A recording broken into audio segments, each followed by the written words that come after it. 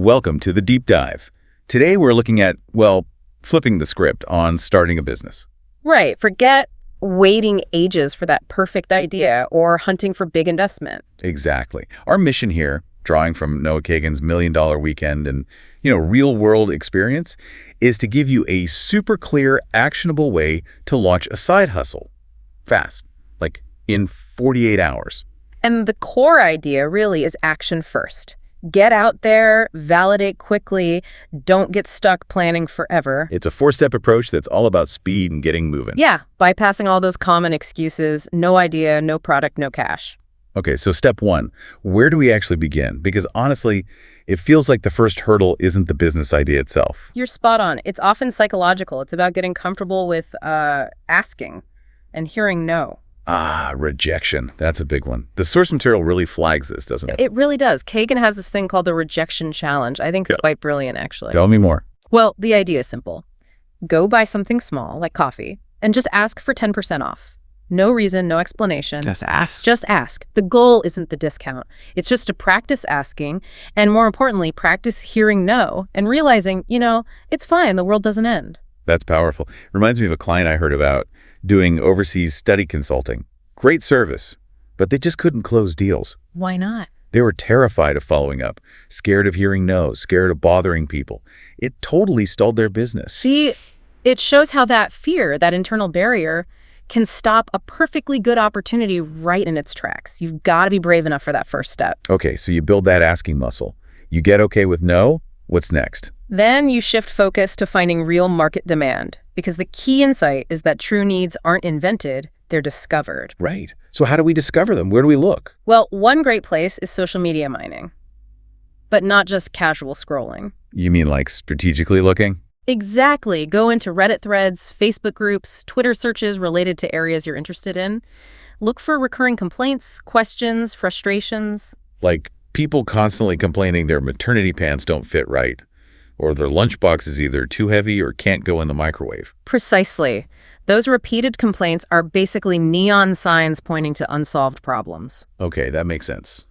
What else? Think about search engines. What are people actively typing into Google? Tools like duping data can help here. They scrape public search queries. So you could search for something like, new mom, how to lull baby to sleep. Yeah, and see what pops up. Does it suggest people want soothing tools? Maybe audio tracks? Or actual sleep coaching services? It shows active searching, active pain points. Interesting. And I think the source mentioned looking at popular products too. Yes. Finding popular thing and creating accessories or improvements. The example was a blogger who made a simple silicone divider for a specific car's built-in fridge, the ideal L9. Because drinks were sliding around. Right. Simple problem. Popular product. It apparently sold out instantly. Or think about custom ear covers for AirPods Max, another popular item with potential accessory needs. And there's the idea of solving a problem for your past self, right? Absolutely. That's a really powerful one. What did you struggle with that you overcame? Maybe you found it hard getting through grad school English. Could you offer a study group or tutoring? You know the pain point intimately. Okay, so you've got some ideas. How do you know if they're any good? If the market's big enough? That's where evaluation comes in. You can even use AI tools now, like something called Pleady you mentioned in the source. It analyzes market trends and size. So it could tell you if, say, the pet industry is growing, or if there's a shift towards high-end tutoring for wealthy families. Exactly. It helps gauge the potential scale. But the real test, the fastest validation, according to the source, is selling. Bingo. It's the 48-hour money challenge. Can you, within 2 days, find 3 potential customers and actually pre-sell your idea? Pre-sell, like take money before the thing is even fully built. Yes, or at least a deposit. Ask them straight up, would you pay X amount for this solution? Getting actual money, not just polite nods, is the ultimate validation. Wow, okay. That cuts right to the chase. It does. There was an example of a course on parent-child relationship repair. It flopped initially. Why? Sounds useful. Because parents felt the child was the problem, not the relationship or their approach. They didn't want to buy that. Oof, okay. But when it was reframed as improving your child's focus and grades, boom, it sold immediately. Same core content, different angle discovered by trying to sell first. Sell first, then build.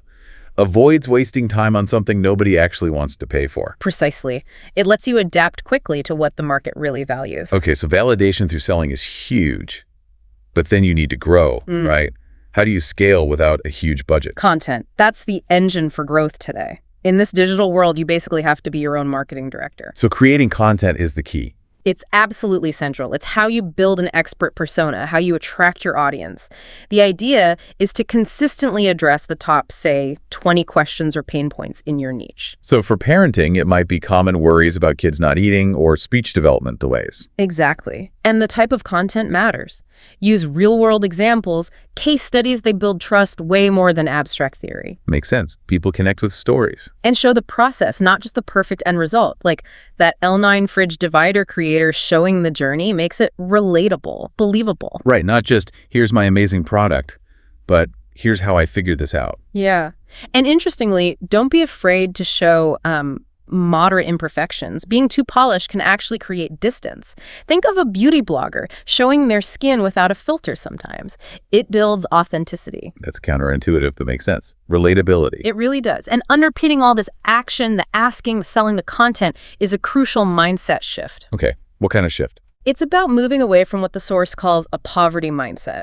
That means like obsessing over tiny expenses, hesitating to spend money even if it saves you time or makes you more efficient. Right, being penny wise but pound foolish, basically. Kind of. Versus the rich mindset, which is about investing strategically in yourself. Yeah. Buying a course, getting a tool, learning a skill that will generate a bigger return down the line. So spending money where it actually accelerates your growth saves you valuable time. Exactly. It's viewing certain expenses not as costs, but as investments that unlock opportunities. Okay, so wrapping this up. Yeah. This deep dive shows launching that side hustle isn't really about having everything perfect from day one. Not at all. It's much more about taking brave action, constantly checking if people will actually pay for your idea. Through selling. Right, through selling, and then using content strategically to grow, all fueled by the right kind of investment mindset.